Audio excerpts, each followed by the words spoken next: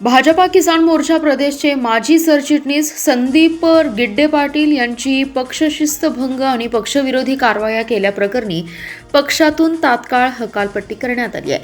पक्षाच्या बैठकीत सर्वानुमते हा निर्णय घेण्यात आला.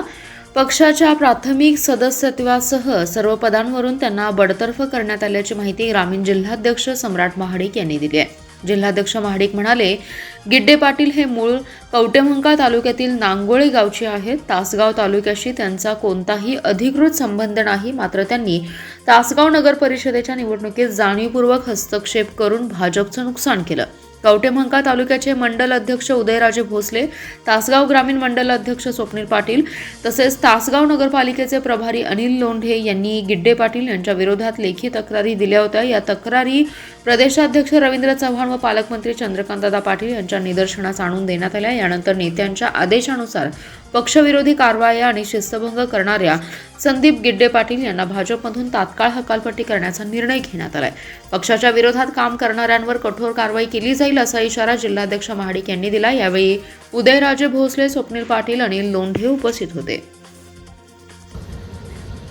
भारतीय जनता पार्टीचे किसान मोर्चाचे माजी राज्याचे सरचिटणीस संदीप गिड्डे राहणार नागोळे तालुका कवटेमंकाळ यांच्यावर पक्षशिस्तभंग व पक्षविरोधी कारवाई केल्याप्रकरणी भारतीय जनता पार्टीतून त्यांची तात्काळ हकालपट्टी आम्ही या ठिकाणी केलेली आहे. सातत्यानं पक्षाच्या विरोधात त्यांनी भूमिका घेतली.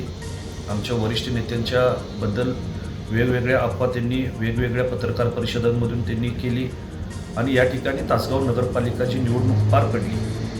त्यामध्ये सुद्धा त्यांनी पक्षाला नुकसान करण्याचं त्या ठिकाणी काम केलं.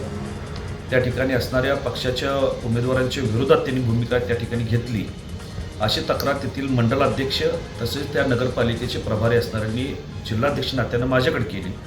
मी ही तक्रार आदरणीय पालकमंत्री चंद्रकांतदादा पाटील, मकरंदभाऊ देशपांडे तसेच प्रदेशाध्यक्षांपर्यंत ते आम्ही पोचवली आणि सगळी त्या ठिकाणी माहिती घेतल्यानंतर जे आम्हाला तक्रारी आल्या होत्या ते सत्य आहेत असं समोर आलं.